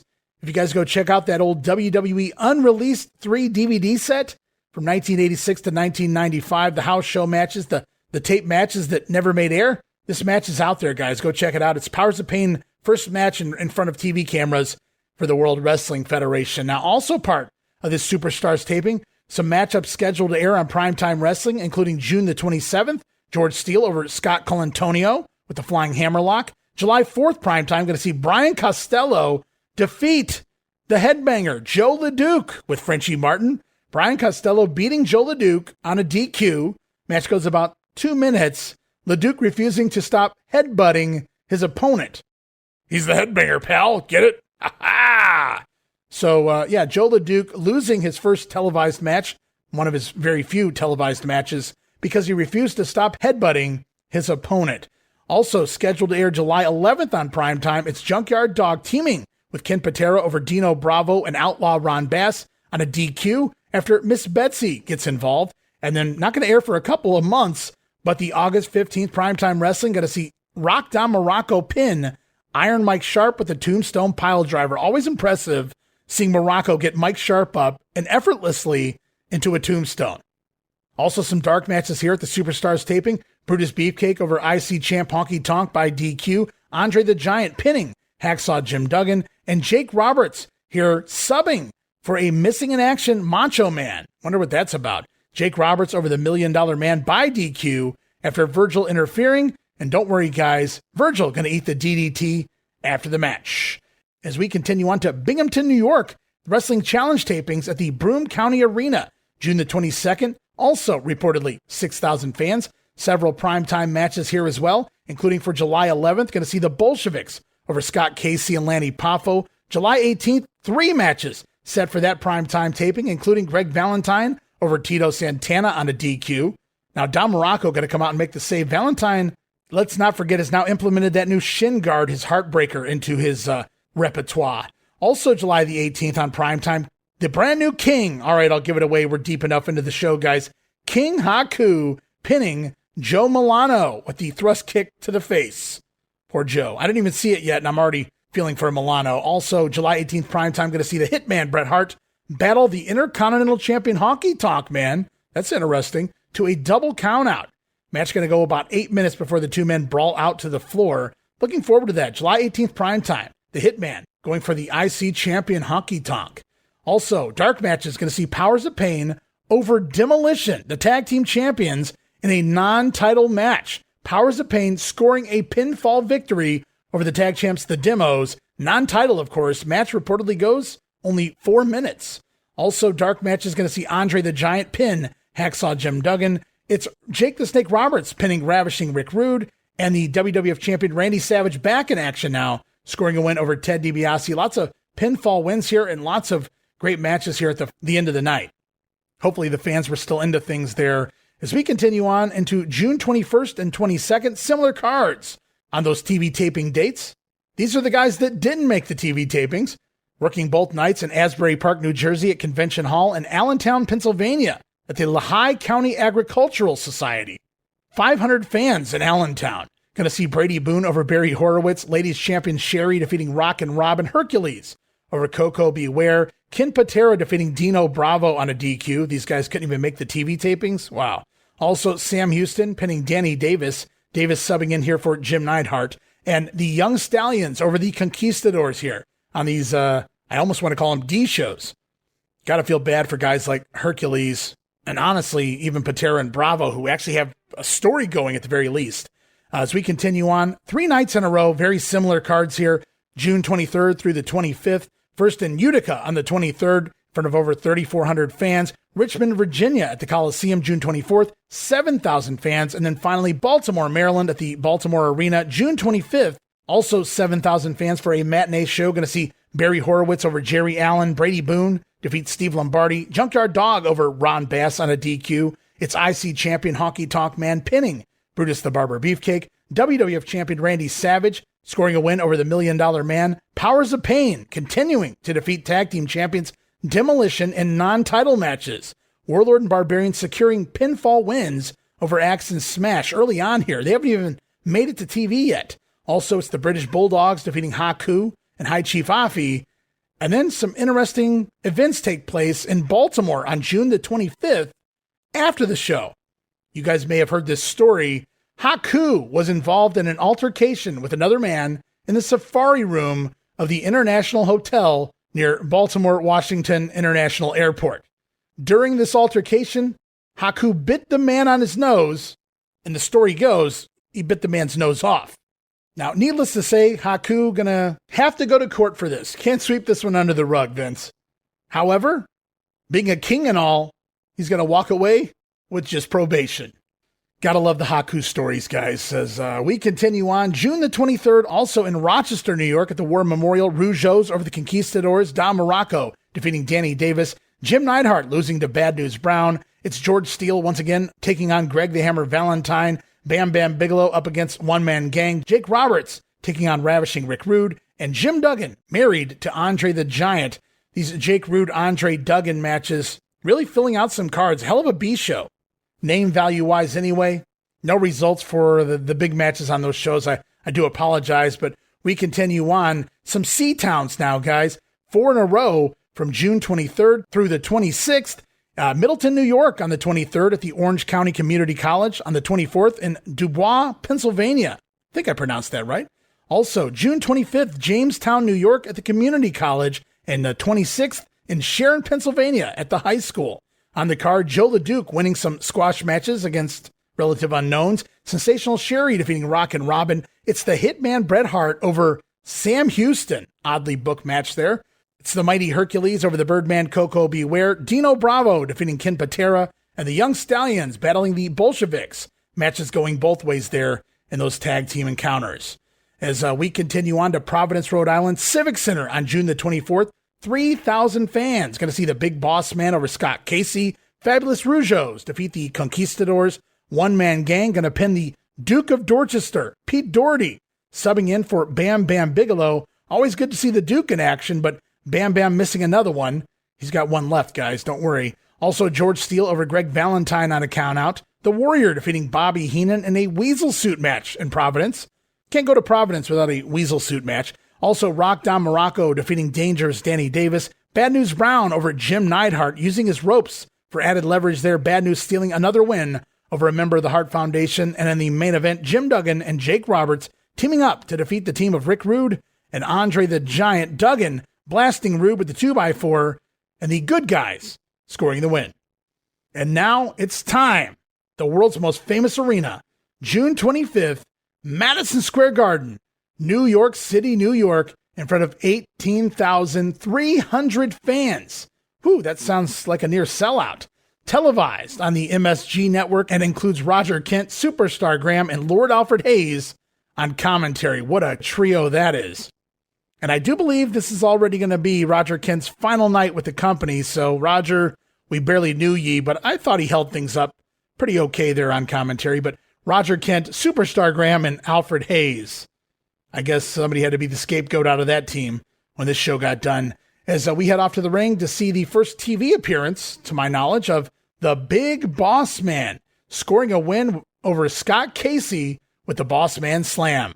The Fabulous Rougeaus defeating the Conquistadors, a more aggressive Rougeau brothers taking on a heel team and scoring the win there. Also, the Rock Don Muraco over Dangerous Danny Davis on a DQ after interference from Greg the Hammer Valentine.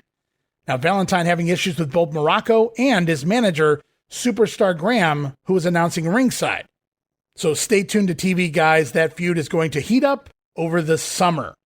And right now at the Garden, we're going to take a brief break as we go backstage to his lordship, Alfred Hayes, standing by with 4 interviews lined up. We're going to hear from the Rock Don Muraco about his recent win and his issues with Greg Valentine. We're also going to hear from the Fabulous Rougeau brothers, Bobby the Brain Heenan, about his upcoming matchup with the other man we're going to be hearing from, the Ultimate Warrior.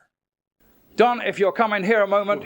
You had just a tremendous tussle a little while ago. I know you've got all sorts of things on your mind, especially about Greg Valentine and that device he wears and what he's been doing. You know, Greg Valentine's made my life very, very happy. He's given my whole life a purpose. Because every morning now, when I wake up, it's Valentine's Day. Every time I look in the mirror, it's Valentine's Day. Every time I get in the car, it's Valentine's Day. Every time I go to the wrestling arena, you know what day it is. Because Greg Valentine, you have given my life purpose. You have given my life meaning. You are going to understand understand why they call The Rock, why they still call The Rock magnificent. You're going to understand why I was for years and still am and always will be the one and only Prince of Darkness in professional wrestling, Greg Valentine. You think because you went and hurt my main man, Superstar. By the way, you are doing an excellent job. Just superb commentating. I haven't heard any better.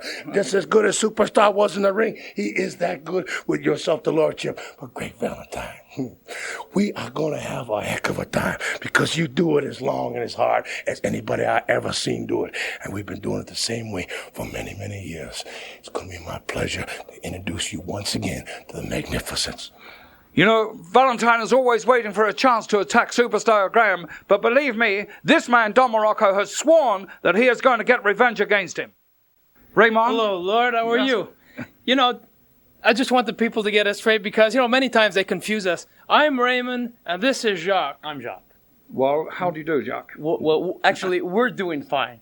You know what the main thing is now? I think after so much hard work, like, it is hard work, I mean, you know, but we want to thank the people, first of all, because, like, when we went to the ring tonight, Raymond, you know, there was that little 20% of the people of you booing out there, but at the end of the match, you noticed, like, everybody was cheering for us, and we love it. We love you all. Like, we really Well, it do. didn't really look that way to me. I thought that maybe there was slightly more than 20%.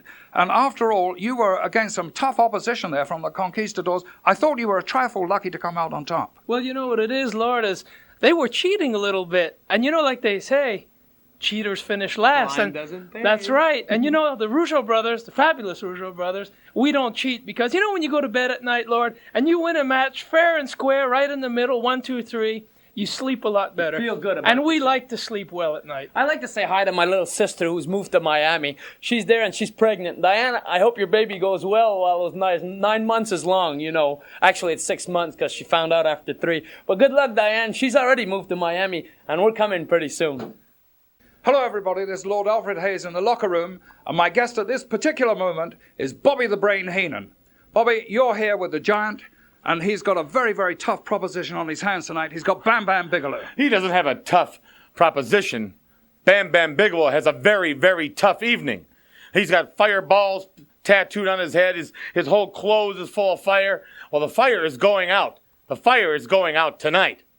Why, you're talking about a fire. Now, I believe, Bobby, there is somebody else who has a lot of fire, and he has something really interesting for you. I'm talking about the Ultimate Warrior. Well, I know what you're talking about.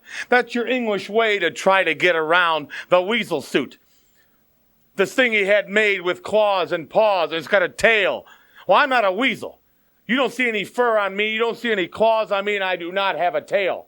And if he thinks he's going to stuff me in that suit with Andre the Giant in the building, and my knowledge of professional wrestling, my skill and ability, oh, he's bigger than me. He's stronger than me. But I'm smarter than him, and I'm faster than him. And I have my reputation at stake. And in front of all these thousands and thousands and millions of people watching, if you think I'm going to have my carcass shoved into something furry with a tail and embarrassed in front of millions and millions of people, you're dead wrong. You say that for Mr. Rogers. You say that for something on kids' TV. You don't try to embarrass me with that. Because Andre is going to take Bam Bam and slam dunk him all over this place until his face reads Bam Bam. And then the ultimate idiot is going to wish he'd never heard of the Bobby the Brain Heenan. They're very confident words from Bobby the Brain Heenan. I'm not done talking. But he's still got to go into the ring with the Ultimate Warrior. We're going to be right back after this. Ultimate Warrior, I believe you have a tremendous surprise in store for an audacious person who calls himself Bobby the Brain Heenan. Tell me about that. The man has plenty of other names, you know, too, Lord Alfred. Can you smell it? It's in the air, and I got plenty of surprises up my sleeve. All the little warriors out there in the New York area, they know that the Ultimate Warrior knows a lot about, like me like a caged animal. But they also know I would never do nothing to hurt any little furry creatures.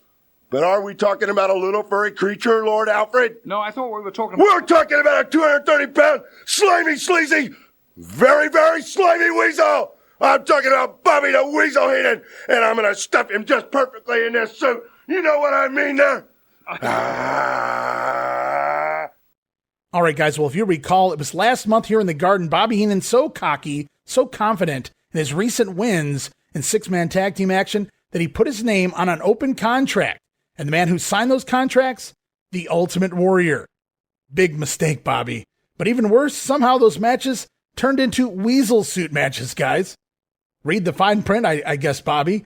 We're going to talk more about that match in just a moment. But before we get there, we heard from Muraco. He's got his issues with Greg Valentine now. And we go back to the ring to see the Hammer in action. It's George the Animal Steel over the Hammer Valentine on a count-out. This matchup, a no DQ match, I presume because of the recent DQ between these two. As George Steele going to chase Valentine around the ring, causing the count-out. Valentine trying to steal the Animal's Mine doll. Mine has finally made its way into the company. I felt it came before this, but clearly not. George Steele not long for the ring, but Mine finally makes its debut. Also on the card, Andre the Giant, here we go, pinning Bam Bam Bigelow clean with a big elbow drop right in the middle of the ring. Bammer actually charging Andre in the corner, running into the big boot. Down goes Bigelow and Andre dropping the elbow and picking up the win. Unbelievable. And then post-match, Hacksaw Jim Duggan out to make the save with his trusty 2x4 as Andre was choking away on Bigelow. And this right here, guys, June 25th in Madison Square Garden will mark the end of Bam Bam Bigelow's epic run. It's about a year here in the WWF. Bam Bam Bigelow going to finish up tonight, take off for home. We won't see him again until Halloween 1992 here in the WWF. Unfortunately, he was being built up as really the next big thing back in the latter half of last year. But this year, it's been a slow go. Lots of knee injuries and Bam Bam Bigelow done here. But he does the right thing. He does the clean job to Andre the Giant on the way out. But he also picks up a pretty good paycheck, you'd have to imagine, finishing up against Andre in the Garden. Bam Bam not exactly a fool. Also here in results, Bad News Brown over Jim the Anvil Neidhart on a countout. Neidhart taking the Ghetto Blaster, but taking a bump through the ropes out to the floor, unable to beat the 10 count back inside. So Bad News scoring another win, this time over the Hitman's partner, the Anvil. Also on the card, Jim Duggan. Wow, talk about rekindling a feud from the old UWF days. Hacksaw Duggan pinning the one-man gang with the running clothesline. Gang missing that big avalanche in the corner. Duggan going to capitalize with the clothesline and score the win there. And then it happens, guys. The Ultimate Warrior defeating Bobby Heenan via the sleeper hold in yet another Weasel Suit matchup. Again, this video, much like the Boston version, is out there. And after the bout, of course, Bobby Heenan stuffed in to that Weasel Suit. And right now, guys, we're going to go off to a pair of promos. First, we're going to hear the fallout from said matchup between the Warrior and the Brain. We're going to hear from Bobby Heenan himself, his comments and thoughts on the entire situation. And then it's off to a final interview with the $1 Million Man, Ted DiBiase, who is just moments away from his return match against the WWF champion Randy Savage, but this time going to be held inside a 15-foot-high solid steel cage. Hello, everybody. Back in the locker room area again. And this time, my guest is a very dejected and a person who has suffered a lot of humiliation. In fact, here he comes now. It is Bobby the Brain Heenan. Stay off my case. And Bobby, I've got to say this. I was at ringside there, and there was a brilliant, brilliant move. It came after the match. It was as you fought your way out of the Weasel Suit. Well, that's... You'd be a heck of an attorney to have on my side, wouldn't you? I have to say it as I say it. Now, you call it as you see it, right? Mm-hmm. Well... Now, look. Now, they're probably going to... Okay, you're showing it right now. The man chokes me into unconsciousness. Never pinned me, never made me submit, but choked me into subconsciousness. There I am. I have a tail. I have claws, fur. I don't deserve to be like that. I'm not a weasel. I'm a human being. Don't laugh at me. I'm tired of seeing this and having the people chant weasel. Now, Warrior, if you think for 1 minute that's putting me in that when I'm unconscious because you have victory, enjoy it, pal. Enjoy it and raise your hand. Go out here in the Big Apple, woof down all the wine and cocktails you can find, and have the biggest party you've ever had. But I know, you know, and every member of my family knows you couldn't do that if you didn't choke me into submission. If you didn't choke me into unconsciousness. Fine, enjoy your victory. Doesn't bother me. You never beat me. You never pinned me. I never gave up. I'm going to tell you one more thing. Hacksaw Jim Duggan. You get in the ring of that board, you make a challenge to people. If Andre the Giant ever gets his hands on you, you're going to have the worst case of terminal termites the world has ever seen. Carry your board around. Enjoy your board. Very strong words, Bobby. Very strong words, Bobby Heenan. We'll be right back after this message. My guest is, of course, Ted DiBiase. Great things come to those who wait. And I've been a very, very patient man, Randy Savage, because I can afford to be patient. But my patience has run out, and you have backed yourself into a corner. You think that you've got me because we're climbing into a cage here in Madison Square Garden tonight. You don't want to get in the cage with $1 Million Man. This is one of the most dangerous matches in all of professional wrestling. We're locked inside that steel cage. And remember this, Savage, I don't have to pin you. I don't have to make you submit. All I have to do is one thing. And that's get out of that cage, either through the gate or over the top. And here's something for you to think about, Randy Savage. Think about this. While you and I are in that cage and you have to deal with me, lovely Elizabeth is going to be on the outside of that cage with Virgil.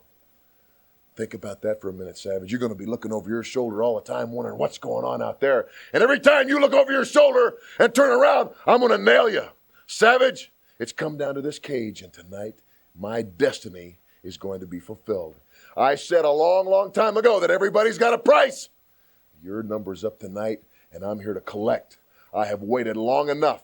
Now it's time to collect. The $1 Million Man is going to walk away from Madison Square Garden tonight, the undisputed World Wrestling Federation heavyweight champion. Well, you certainly have a lot of confidence. However, in the past, you have tried to win this championship with your money. But this time, Ted DiBiase, you've got to go into the most dangerous match that you've ever undertaken. You're going against Savage in just a few moments. And I'm going to put you right back to ringside now.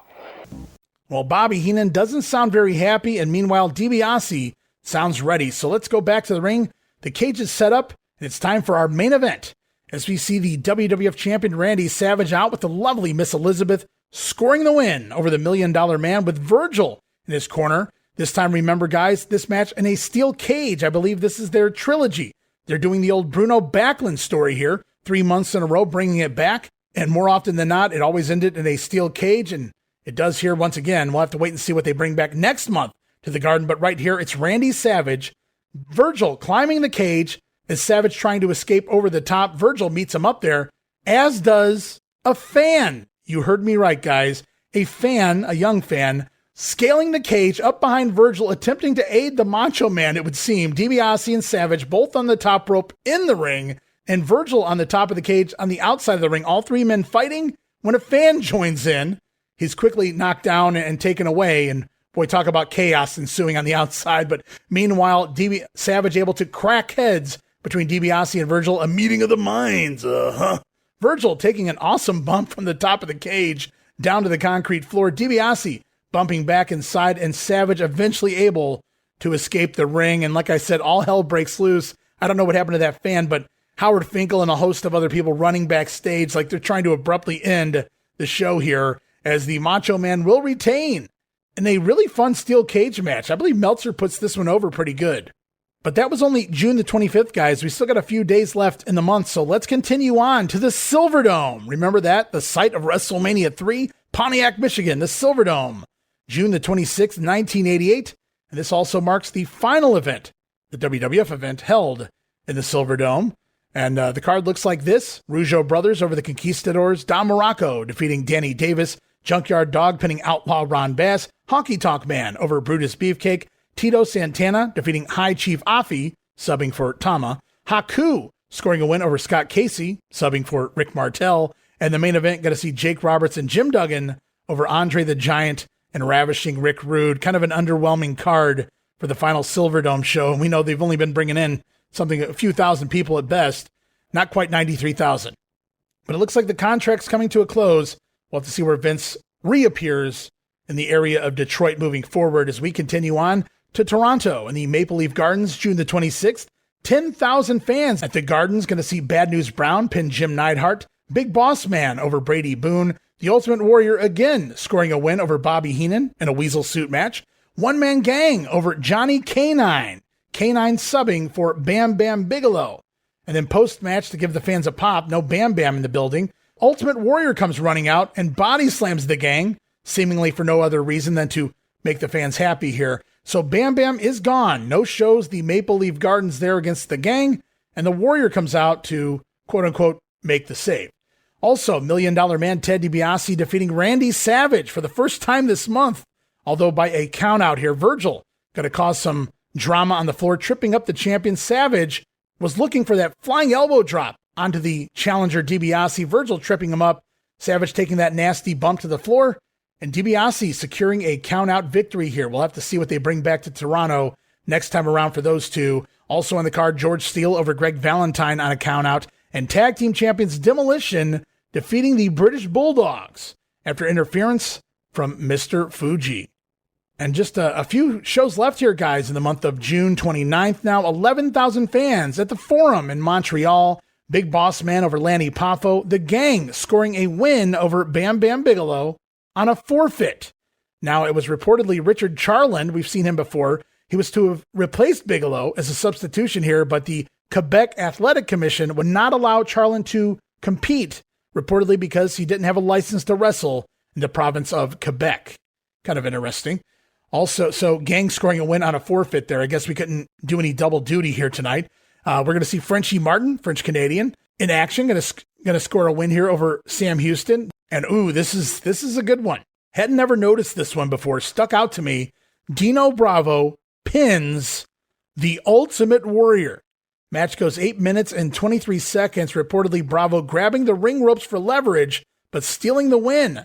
And then post-match, to get back some of his heat, Warrior going to assault Frenchie Martin. Now, I don't know what good that did. Dino Bravo pinning the Ultimate Warrior. I got to ask you guys, is that footage out there? Let me know. Also on the card, Andre and Rick Rude over Jake Roberts and Jim Duggan. Rude pinning Roberts after interference from Andre. And the Fabulous Rougeaus coming home, scoring a win over the tag team champions Demolition on a disqualification. Match goes 20 minutes. This is a heck of a little card here in Montreal. I'd love to see that Bravo Warrior match, at least the finish. And then the Rougeaus and Demolition, babyface Rougeaus, at least in their hometown of Montreal. As we close up shop, 3 cards left here, all on June the 30th, A, B, and C shows. We'll kick it off with the A show here in Billings, Montana at the Yellowstone Metro. Greg Valentine over Coco Beware. Junkyard Dog defeating Ron Bass. It's scheduled to be Rock Don Muraco versus Jim Neidhart. Bad News Brown taking on Hitman Bret Hart. British Bulldogs versus Haku and High Chief Afi. IC Champion Honky Tonk Man versus Brutus the Barber Beefcake. And World Champion Randy Savage clearly walking out with the gold against the $1 Million Man. So they have not pivoted away from that Savage DiBiase match one night here in the month of June. And it all makes sense with the great TV we just saw in the month of May. You want to capitalize on that for sure. As we roll on to Cornwall, Ontario, the Civic Complex, also June 30th, matches like Sam Houston versus Frenchie Martin, Hillbilly Jim, remember he's back, versus Barry Horowitz, Big Boss Man, presumably over Lanny Poffo, the Ultimate Warrior battling Dino Bravo, Tag Champions Demolition up against the Fabulous Rougeaus, Jake the Snake Roberts versus Ravishing Rick Rude, Hacksaw Jim Duggan against Andre the Giant, and the one-man gang was scheduled to take on Bam Bam Bigelow. Not really sure what happened there. Now, I do know Richard Charland can work Ontario, but that's another story. As we finish out, guys, Cape Cod, Massachusetts, a hell of a C show at the Tony Kent Arena. B. Brian Blair, singles action versus Iron Mike Sharp. It's the Young Stallions versus the Conquistadors. Ken Patera going one-on-one with the Mighty Hercules. George Steele against Dangerous Danny Davis. And the Powers of Pain brought in, substituting Strikeforce here. Powers of Pain versus the Bolsheviks in Cape Cod. And I got to go back and I start thinking the Killer Bees, they've been MIA for much of the month. In fact, there was a couple of nights where it says they were replaced by the Stallions. And here we see Cape Cod on June the 30th, B. Brian Blair in singles action. So we're going to have to pay attention to that moving into the month of July. An injury to Jim Brunzell or something more, we'll have to wait and see. But that's going to do it, guys. That's going to wrap it up here for the Grenade this week. Certainly another fun show, another month of news and results in the books. And of course, when we return next time, we're going to kick off June 1988 TV here in the World Wrestling Federation. Going to try to cover 2 more weeks of TV, and what a fun time we're jumping into. Lots of new names coming into the company, and these stories continue to evolve, heading into WrestleFest, heading into SummerSlam. Lots going on right now. We've got feuds up the yin-yang, guys. And as always, I want to thank each and every one of you for being a listener, being a subscriber, being a fan, being a patron of the WrestleCopia brand. It's really helping us grow and evolve. And for anyone out there, your favorite podcast streaming platforms, if they offer that ratings review, if they offer an option for you to subscribe to the shows, any of the shows you love here at WrestleCopia, please do so. It's very important to help build the brand, to help us get to that next level. Leave us that 5-star review if you like what you hear. Remember to check out all the great shows over at the WrestleCopia Podcast Network, not just the Grenade, but the Regional Wrestling Podcast, where we talk the territories, the Wrestling Stoop with the legend himself, Bob Roop, Dan Gennety's Pro Wrestling Academy.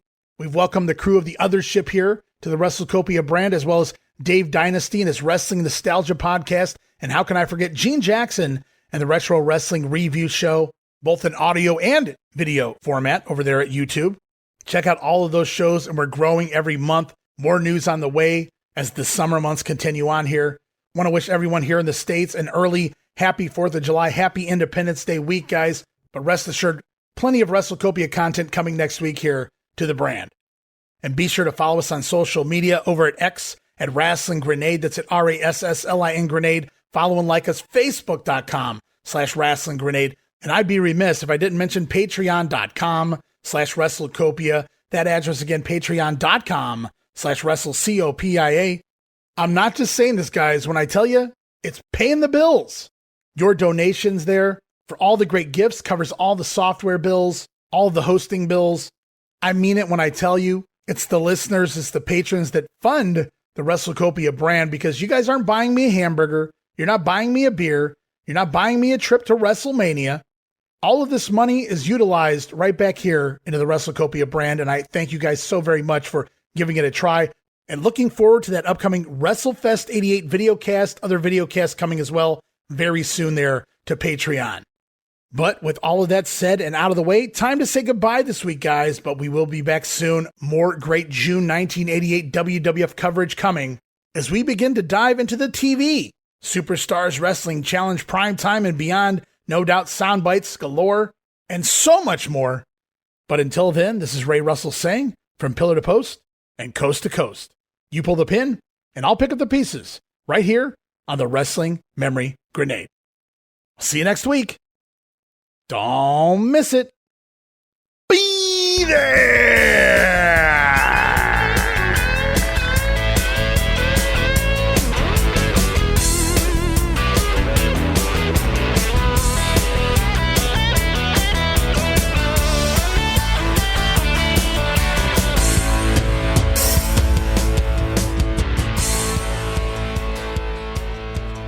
About how old were you when you matured into this kind of build? This has been my build since I've been 10 years old. I've always been 6 foot, 300 pounds. Did you have street fights where you grew up? No, I never fought. I did all my fighting in the ring. Oh, if you didn't get paid for it, it wasn't for you, right? I don't need money. But, you know, there's more things that are important than money. And that's just to be a champion. How is your career progressing? Well, you know, first we take one thing at a time here. We'll take the gang, and then we'll progress on. Can you smell it? It's in the air. But are we talking about a little furry creature, Lord Alfred? No, I thought we were talking about... We're talking about a 230-pound, slimy, sleazy, very, very slimy weasel!